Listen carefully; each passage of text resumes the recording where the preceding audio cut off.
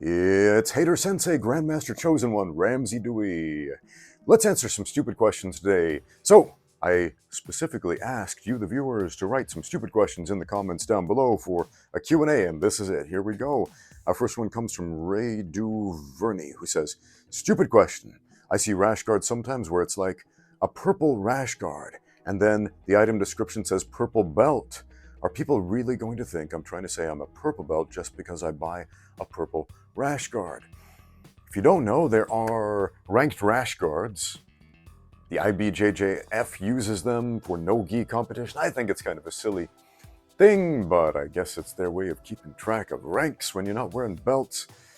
Wear whatever rash guard you want if you come to my gym. Other gyms have different policies. You know what is stupid? Brown rash guards.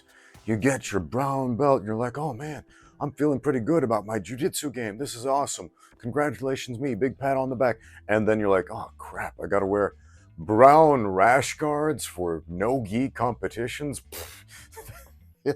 It's seriously, who thought that was a good idea? Brown rash guards. The other colors look kind of cool, like a white trimmed rash guard. Neat for the white belts. Blue trimmed rash guard. Okay, that looks stylish. Purple, cool, man. Brown, brown rash guards. The worst thing ever. So I've had a few students who were not purple belts show up to the gym wearing purple rash guards, and at first I thought, oh, is this a purple belt showing up to the gym? And within seconds you realize, no, this is a white belt wearing a purple rash guard. Okay, onward and outward. Second stupid question. Why are the shirts that compare BJJ belts to chess pieces all designed by people who don't play chess? The queen should be the black belt, not the king. If the gym gets attacked, I don't think us white belts will be saying, we have to make a wall of ourselves between the black belt and the attacker. He can't protect himself. So he's referring to this meme. You sometimes see it on t-shirts or on the internet where they compare different belt ranks to different chess pieces, and the king is the black belt. Meanwhile, in an actual chess game, the king, while it's the objective of the game to kill or capture the king, if you will, to get checkmate, Shah Mat, if you will, the king is not a super powerful piece. He can move one space in any direction, which is kind of better than a pawn, but ultimately you're just trying to protect that king. So shouldn't the black belt be more like the queen rather than the king? Yeah, you're right, man. You're right. Black belts are the queens of the jiu-jitsu world. Let's go. Next question. Stupid question from something polysyllabic with lots of consonants in it. Amsakasai, who says, stupid question. I've been training for 1.5 years at a women's self-defense gym, but I've been told that I'm still not ready to spar. I've even been asked to be an instructor because my technique is clean and I learn quickly. You haven't even sparred and you've been asked to be an instructor. Now, this isn't a stupid question. This is a stupid situation. That's different. Let's go on with this question. I'm told I'll form bad habits if I spar too soon. That's not true. You'll form bad habits if you're taught bad habits. And sparring should be a teaching opportunity for a teacher, an instructor, or a coach to help a student to learn. Not to beat up the student, but to help them to learn. This comment was left on a video that I made about sparring on day 1.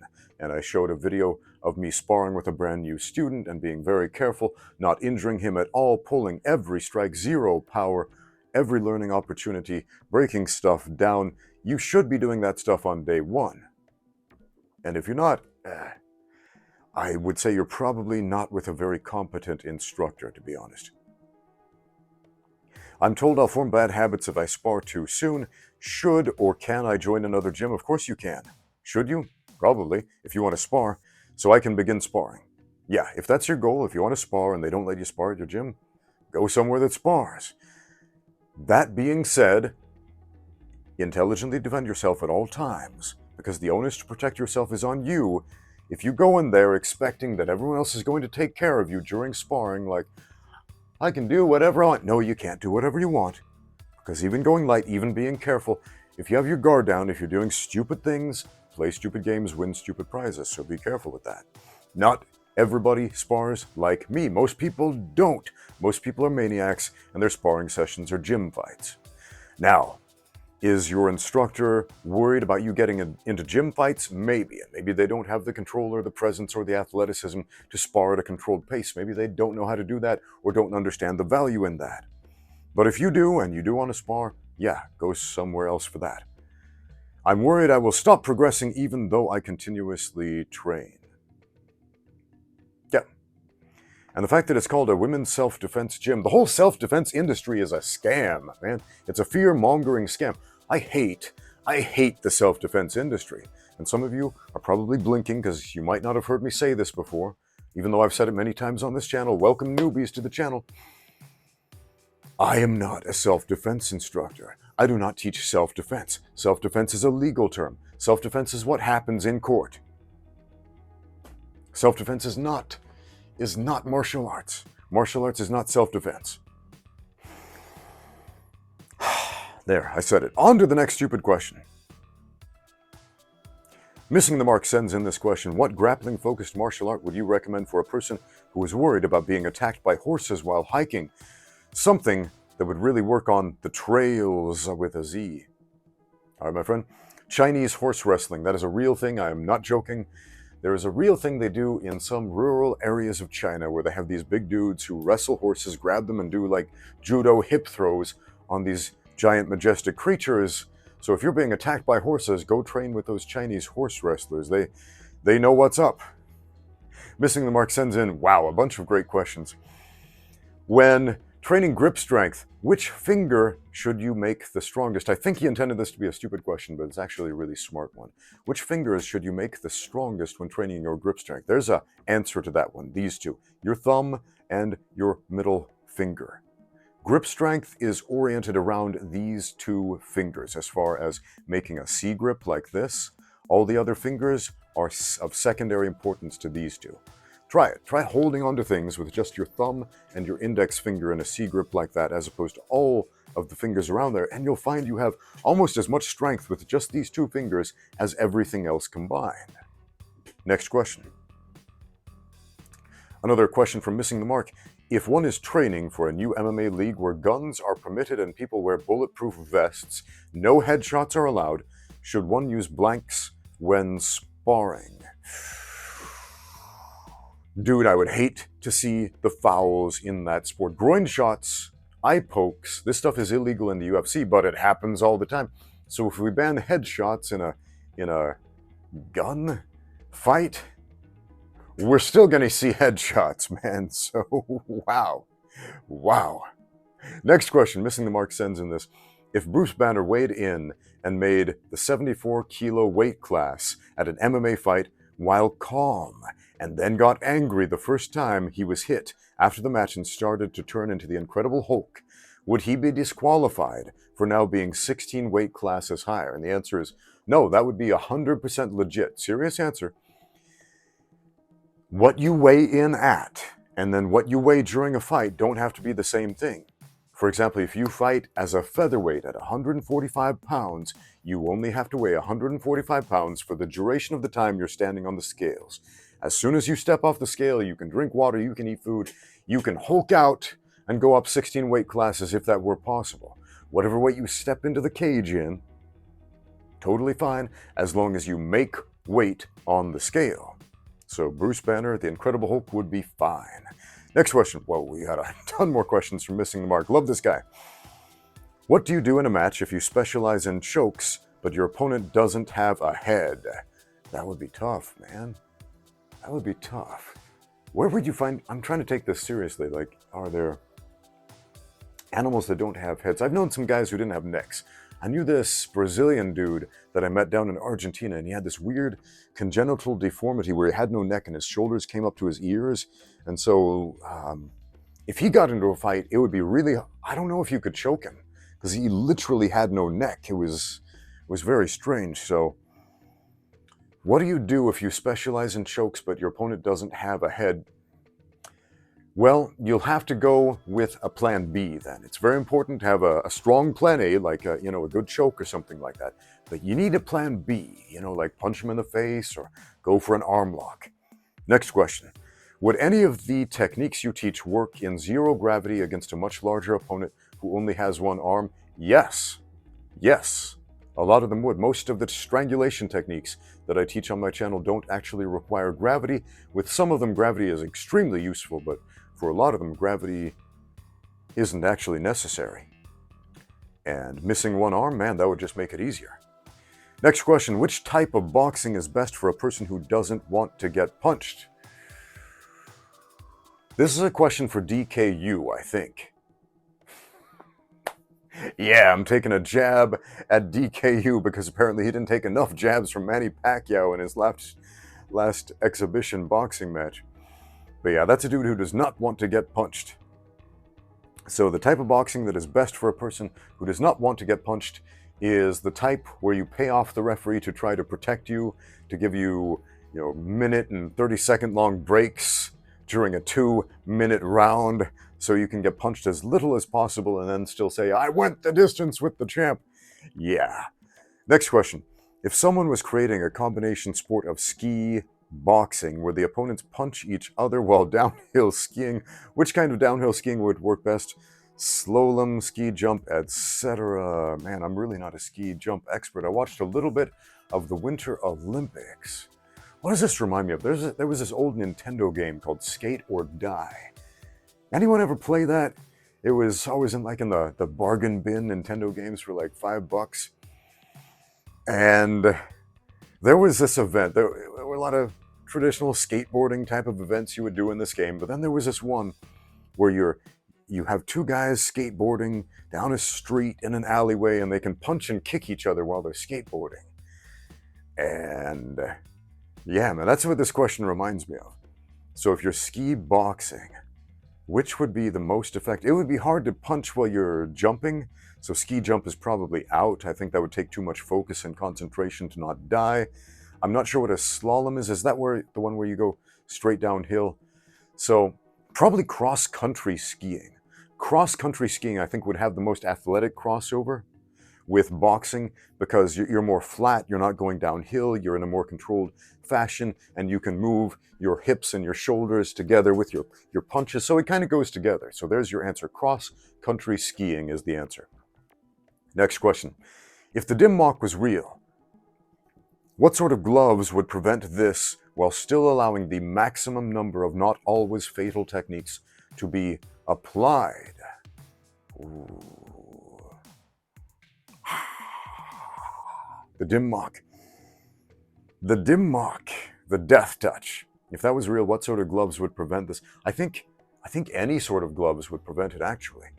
Because from what I've heard of all the no-touch knockout experts and the death touch and the pressure point guys and pretty much anybody who doesn't spar or train or fight for real, is wearing any type of gloves will somehow dissolve all the magic, because the magic can't come through the hands with gloves on them. It's impossible.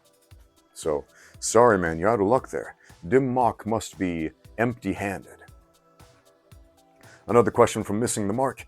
If you're taking part in an underground MMA match where the contestants dip their hands in glue and then in broken glass right before the match, and there are no wipes available, and are there any arm techniques you can pull off without foreclosing the possibility of learning to play the piano someday? Alright, so if you've seen Kickboxer with Jean-Claude Van Damme, before the final fight, he and his arch-rival Tong Po wrap their hands in ropes and then dip them in glue and then broken glass, and then they fight with this broken glass on ropes around their hands, and they're cutting each other up and stuff. And they're like, we would fight in the old ways. It's a great movie, man. It's a great movie. Are there any arm techniques you can pull off without foreclosing the possibility of learning to play the piano someday? That's going to be rough, man. I think, for the most part, as long as you keep your hands in tight fists and don't try to parry with the palm or block with the palm or any of this, you're probably going to be okay as far as the hands go. If you mean hand techniques, like try a wrist lock or something like that, like a gooseneck, like this. Ooh. Ooh. Ooh. You're going to shred your palms, dude. So Focus on basic punching and kicking, and you'll probably still have the use of your fingers after the fight. But again, if you're trying some Aikido on the dude, hand manipulation, that could be a real problem. Next question also comes from Missing the Mark. When training for a combat sport which doesn't exist, should you tell your training partners what the rules would be, or should you keep it a secret so they won't get better than you and beat you if the sport ever gets created? Oh, that's a tough one, dude. That's a tough one. Do you want to give away your secrets, or do you want to keep them to yourself so you can be the best? I like Marcelo Garcia's approach to this. Now, he competes in Brazilian Jiu-Jitsu. Most people know about that. It's not a big secret. But he gives away his Jiu-Jitsu secrets on his website and his books. He shows the world, this is how I do what I do. Now, see if you can catch up. And while you're doing that, I'll keep progressing ahead. So I love the Marcelo Garcia approach. So if I made up a combat sport that didn't exist, I'd tell everybody about it. We are going to compete in the sport of wiffle ball fighting. I don't know, man. But yeah, tell people the rules, because without the rules, we don't really have a sport. Interesting question, though. Next question from Astral. Why do most men go bald but not women? This is not actually true. Both women and men go bald. Both women and men experience alopecia, but they experience it differently.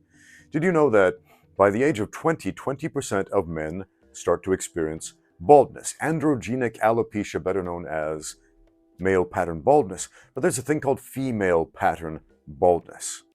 It's different. You might notice on my head, I'm bald in the middle, but there's still hair that grows on the sides and in the back.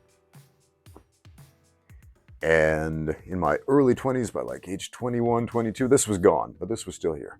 Okay? That's male pattern baldness, androgenic alopecia. Female pattern baldness happens universally throughout the scalp. It gradually thins, so it's not really noticeable. So by age 40, 40% of men are experiencing baldness to some extent. By age 60, 60% of men, etc. And it's similar numbers in women, but we don't notice it because there's no pattern. It just gets thinner everywhere at the same time. And so it's usually not noticeable until old age in women. If you look at old ladies, sometimes you can see their scalp through their hair, but the hair is still pretty evenly distributed along the scalp. So that's not actually true. Women and men both go bald. Now you know. Who would win in a fight? This is from our friend Donetto, who says, who would win in a fight? In an MMA fight, Buzz Lightyear or Woody from Toy Story? Or Mr. Potato Head, maybe? Well, there's a very easy answer to that. Woody would win, and here's why. Buzz Lightyear is made out of plastic. Woody is made out of wood. Wood is harder and denser than factory-molded plastic. Woody would smash Buzz Lightyear into pieces. Mr. Potato Head, the current edition, is also made out of plastic. Mr. Potato Head would not have a chance against Woody if he had bad intentions. Donetto says, also let's settle this. Who is the strongest MCU character? That's easy. Howard the Duck. What? Howard the Duck is in the MCU? Yeah, he had a cameo in Guardians of the Galaxy. I pointed that out to our friend Donetto, who said, well, wait a minute. He was a prisoner of the Collector who had him in a cage. And I said, well, that's only because Howard the Duck allowed it. Because he's the most powerful character. What do you do if you have all the power? You get bored. What do you do if you get bored? You look for something new to do. So what's the most powerful character in the MCU going to do? Take over the world? Nah, no, of course not. He's already got all power at his disposal. He's going to go try something new, like hang out with the Collector. He seems like an interesting guy. I want to know more about that character. Didn't they kill him off? I don't know. MCU's not quite the same. We have a question from Dwayne Wilson who says, Coach, I have the only questions that are really worth answering. Good, let's answer them. If you had to choose a character from Street Fighter II to train for MMA, which fighter would you choose? Why are they better? Why are they a better choice than other fighters? Is your choice different if they cannot use their superpower moves? I was thinking about Dalsim, because he's got the stretchy limbs, so you wouldn't be able to armbar him. You wouldn't be able to leg lock him. He's got like elastic joints completely, man. So he would be amazing at jiu-jitsu. He's got the biggest reach in the game. He's a little on the slow side, but he can compensate for that. And the dude can jump like 12 feet in the air, move in slow motion, falling in a spiral fashion. He can breathe fire. Now, if by super move you just mean his fire, his teleportation, oh man, the teleportation? Are you kidding me? Dalsim can teleport. If he's caught in a rear naked choke or something, he could just be like, nope, and then disappear, reappear, rematerialize behind the guy, and then choke him.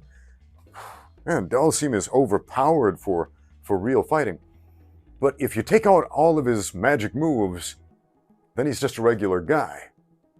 And kind of one of the smaller guys in the Street Fighter roster. He no longer has the stretchy limbs or the yoga fire. So if we take out all the superpowers, if you will, we'd have to go with one of the more practical guys. I'm thinking Zangief, because, you know, he's a big dude. He's got a practical skill set. He knows how to wrestle. His takedowns are good. Wrestlers have a high percentage of success in the UFC, so I think he might have some trouble cutting down to the heavyweight limit, though, because he's a pretty big dude. It could be done, but with some difficulty. Let's see, we have another question from Dwayne Wilson, who says, if everyone in combat sports had to scream their moves before executing them like cartoon characters, how would fight sports change? Man, that would be interesting. If I had to go like, jab, jab, jab, cross, head kick, yeah. Arm bar.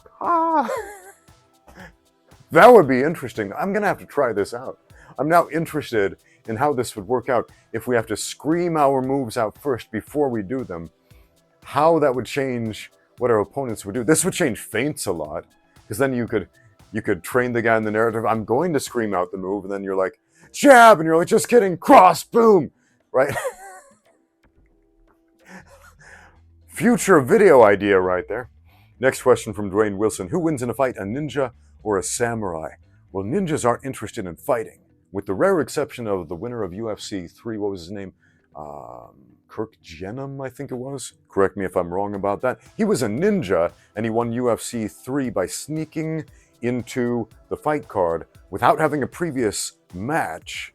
And when the two runners-up were injured and couldn't compete in the finals, Kirk Jenham stepped in and beat up an already injured karate guy.